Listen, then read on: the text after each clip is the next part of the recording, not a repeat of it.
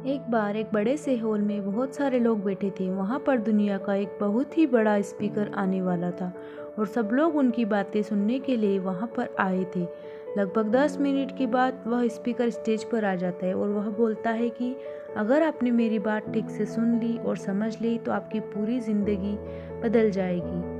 उसके बाद वह अपनी जेब से एक बिल्कुल नया चमकता हुआ 500 रुपये का नोट निकालता है और उसको ऊपर करके सबसे पूछता है कि ये नोट आप में से किसको चाहिए।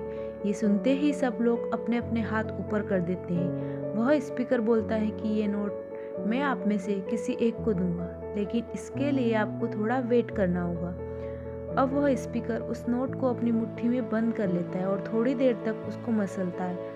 अब उस नए नोट में सल पड़ जाते हैं और वह थोड़ा पुराना सा दिखने लगता है और वह एक किनारे से थोड़ा फट भी जाता है। इसके बाद वह फिर उस नोट को ऊपर करके पूछता है, अब ये 500 का नोट किसको चाहिए। इस बार भी सभी लोग अपने हाथ ऊपर कर देते हैं। तब स्पीकर ने उस नोट को ज़मीन पर गिरा दिया और उस नोट पर 3-4 बार पैर रख दिया। इससे नोट और भी पुराना हो गया और उस पर थोड़ी सी मिट्टी भी लग गई थी। फिर उन्होंने उस नोट को ऊपर किया और पूछा कि अब बताओ, अब इस नोट को आप में से कौन लेना चाहता है। और इस बार फिर सबके सब ने अपने हाथ ऊपर कर दिए। स्पीकर अब नोट को फिर से नीचे ज़मीन पर गिरा देता है और उसके ऊपर कूद कूद कर उसको दोनों पैरों से रगड़ देता है और उसके ऊपर चाय भी गिरा देता है।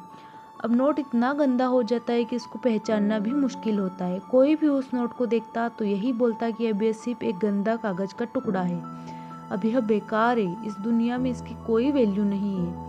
स्पीकर ने एक बार फिर उस नोट को उठाया और ऊपर करके सबसे पूछा, अब इस नोट को कौन कौन लेना चाहता है। और इस बार भी सबके सबने हाथ ऊपर कर दिए।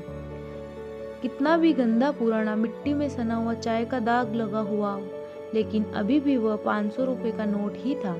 जिंदगी कई बार बड़े बड़े झटके देती है। आप एग्ज़ाम में फेल हो जाते हो या जॉब के इंटरव्यू के बाद आपका सिलेक्शन नहीं होता है।